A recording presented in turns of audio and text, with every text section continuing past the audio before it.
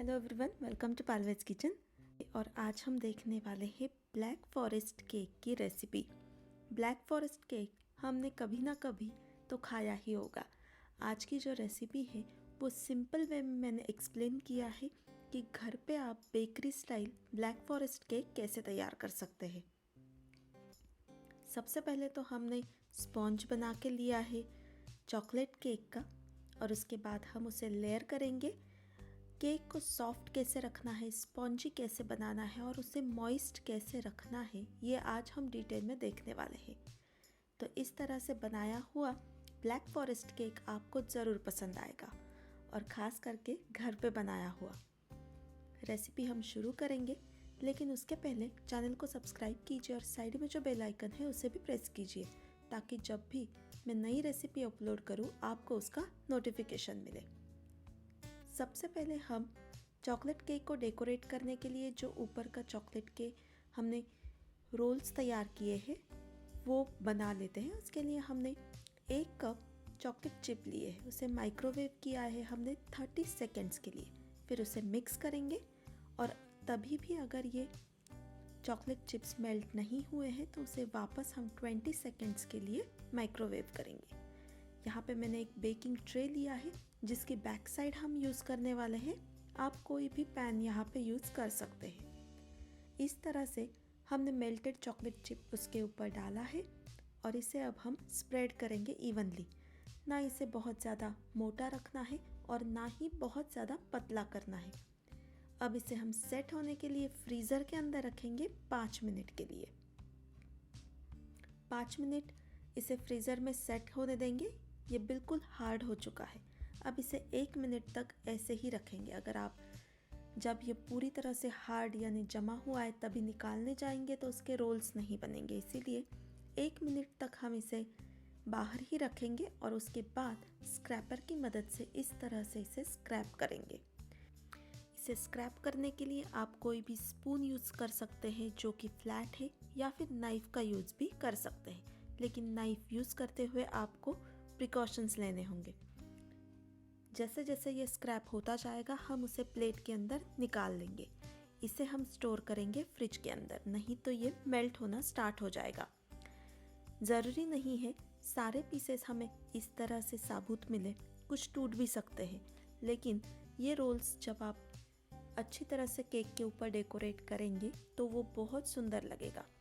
इसी तरह से हम सारे रोल्स प्रिपेयर कर लेते हैं। तो ये देखिए, ये रोल काफ़ी अच्छे से निकला है, ये देखिए। इसी तरह से आपको कुछ अच्छे रोल्स मिलेंगे और कुछ टूट जाएंगे, लेकिन उन्हें हम अच्छी तरह से डेकोरेट करेंगे केक के ऊपर। बचा हुआ जो चॉकलेट है उसे भी हम स्क्रैप डाउन कर लेंगे, और उसके बाद वापस हम मेल्टेड चॉकलेट इस पे डाल देंगे और इसे सेट होने के लिए रखेंगे 5 मिनट, और फिर 1 मिनट के बाद हम उसे निकाल लेंगे। अब हम दूसरे पार्ट की तरफ मुड़ते हैं। ये है हमारा chocolate sponge cake. Sponge cake की रेसिपी हमने ऑलरेडी अपलोड करी हुई है। नीचे डिस्क्रिप्शन बॉक्स में आपको डिटेल में रिटन रेसिपी मिल जाएगी, और अगर आपको वीडियो देखना है तो नीचे डिस्क्रिप्शन बॉक्स में वीडियो की लिंक, और साथ में ही वीडियो के एंड में उसकी लिंक मिल जाएगी।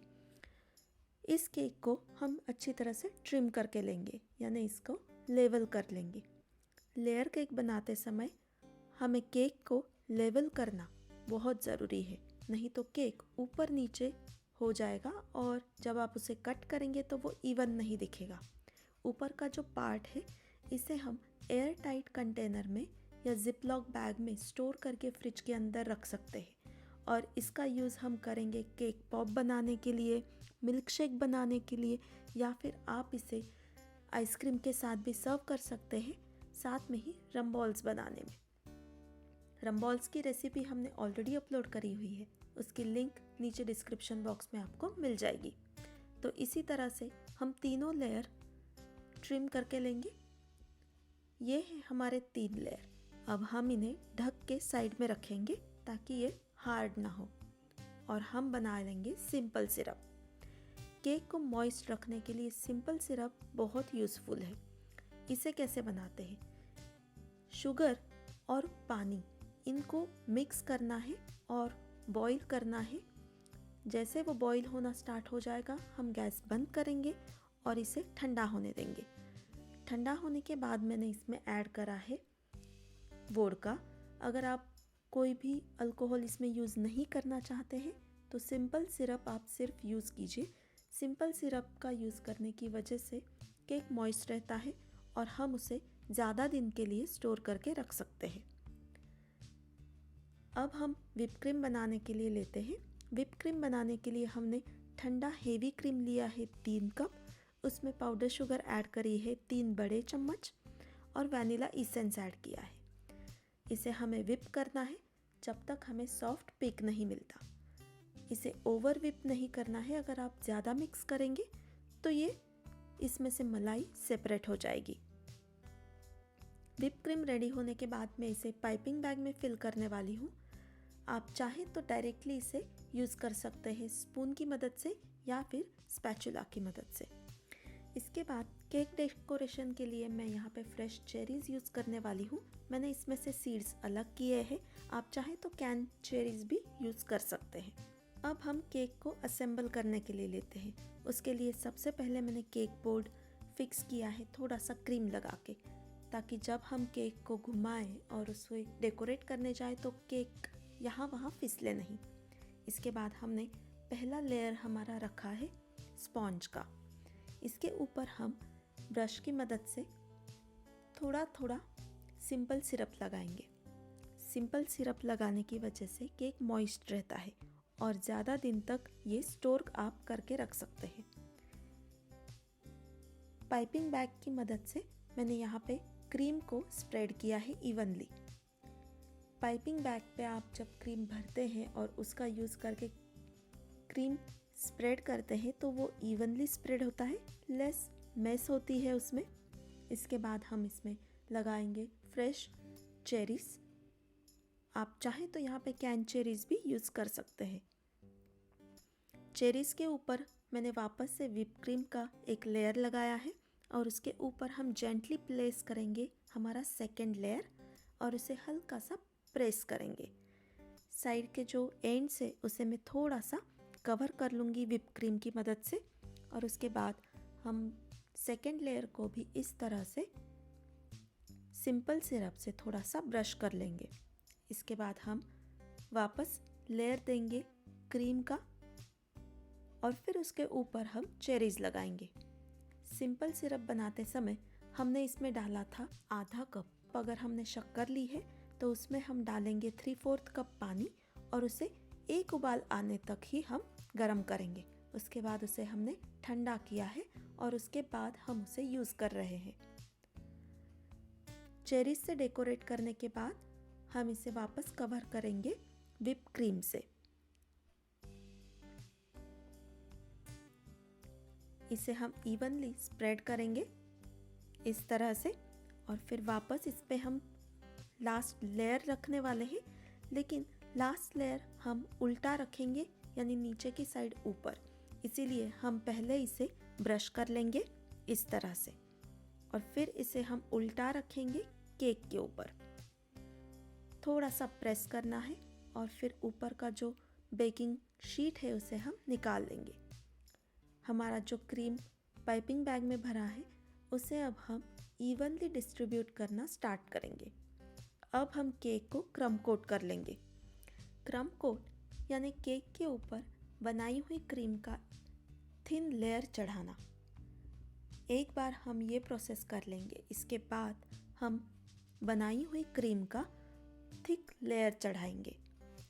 ज़रूरी नहीं है ये लेयर बहुत ज़्यादा सॉफ्ट हो, क्योंकि इसके ऊपर हम डेकोरेट करने वाले हैं बनाए हुए चॉकलेट रोल के साथ। तो इसे थिक लेयर पे हम क्रीम को लगाएंगे और उसके बाद हम इसके ऊपर स्टिक करने वाले हैं बनाए हुए चॉकलेट के इस तरह के रोल। आप केक को मन चाहे तरीके से डेकोरेट कर सकते हैं। मैंने यहाँ पे बनाए हुए जो अच्छे अच्छे रोल्स थे उन्हें सारे साइड्स में इवनली डिस्ट्रीब्यूट किया है और फिर उसे फिल किया है जो टुकड़े हमें मिले थे उससे। इसकी वजह से केक सारी साइड से अच्छी तरह से कवर हो चुका है। अब हम इसका टॉप डेकोरेट करते हैं। बची हुई क्रीम के साथ मैंने उसे डेकोरेट किया है। शुरू में हम कुछ फ्लावर्स बनाएंगे 4 साइड में और उसके बाद इनका जो गैप है उसे फिल करेंगे इस तरह से, और फिर इसे हम डेकोरेट करेंगे फ्रेश चेरीज़ के साथ। जैसे कि मैंने बताया, आप अपने हिसाब से केक को डेकोरेट कर सकते हैं। इस तरह से मैंने इसे चेरीज़ से डेकोरेट किया है और अब मैं इसमें बीच में डालने वाली हूँ जो बचा हुआ चॉकलेट का चूरा था वो, इस तरह से। इस केक को सर्व करने से पहले कम से कम 3 घंटे हमें इसे फ्रिज के अंदर स्टोर करके रखना है और उसके बाद हम इसे सर्व कर सकते हैं। यूजुअली मैं केक को ओवरनाइट स्टोर करना पसंद करती हूँ, जिसकी वजह से केक अच्छी तरह से सेट हो जाता है और नेक्स्ट डे वो बहुत ज़्यादा डिलीशियस लगता है। अगर आप घर पे ही केक बनाने वाले हैं तो एक दिन पहले आप इसके स्पॉन्ज प्रिपेयर करके रख सकते हैं, चॉकलेट रोल्स प्रिपेयर करके फ्रिज के अंदर स्टोर करके रख सकते हैं और नेक्स्ट डे आप इन्हें असेंबल करके सेट होने के लिए रख सकते हैं।